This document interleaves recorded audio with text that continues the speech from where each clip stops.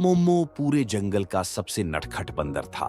उसे ऊंचे पेड़ों से छलांग लगाना, अपने दोस्तों के साथ मजाक करना और झूठी कहानियां सुनाकर उन्हें हैरान करना बहुत पसंद था। लेकिन अंदर से मोमो बोर हो चुका था। उसे कुछ नया और अनोखा चाहिए था। एक दिन दोपहर को मोमो ने देखा कि एक चमकती हुई तितली मना की गई नदी की तरफ उड़ रही थी। मोमो ने सोचा, आखिर इस नदी के उस पार क्या है? सभी चेतावनियों को नजरअंदाज करते हुए मोमो तितली का पीछा करते हुए नदी के पार चला गया। नदी के उस पार का नजारा बिल्कुल अलग था।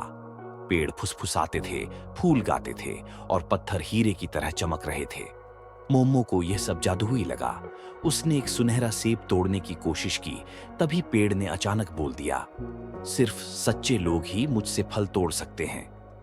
मोमो ने मजाक में कहा, मैं जंगल का सबसे सच्चा बंदर हूं। जैसे ही उसने यह कहा, उसके पैर अचानक भारी हो गए और फिर देखते ही देखते उसके पैर पत्थर के बन गए। वह घबरा गया। तभी एक खरगोश वहां से गुजरा। उसने मोमो को बताया, यह जादू का जंगल है। यहां अगर कोई झूठ बोलता है तो वह पत्थर बन जाता है। मोमो ने मदद की भीख मांगी, लेकिन खरगोश ने कहा, सिर्फ सच बोलकर ही तुम इस जादू को खत्म कर सकते हो। मोमो डर गया था, लेकिन उसने कोशिश करने का फैसला किया। उसने पेड़ से माफी मांगी और स्वीकार किया कि उसने झूठ बोला था। उसके पैर फिर से सामान्य हो गए। जैसे जैसे मोमो जंगल में आगे बढ़ा, उसने एक खोई हुई गिलहरी को घर लौटने में मदद की, एक डरे हुए हिरण को सच्चाई बताई और अपनी बहादुरी के बारे में झूठ बोलने से खुद को रोका। आखिरकार जब मोमो अपने जंगल लौटा तो वह बिल्कुल बदल चुका था।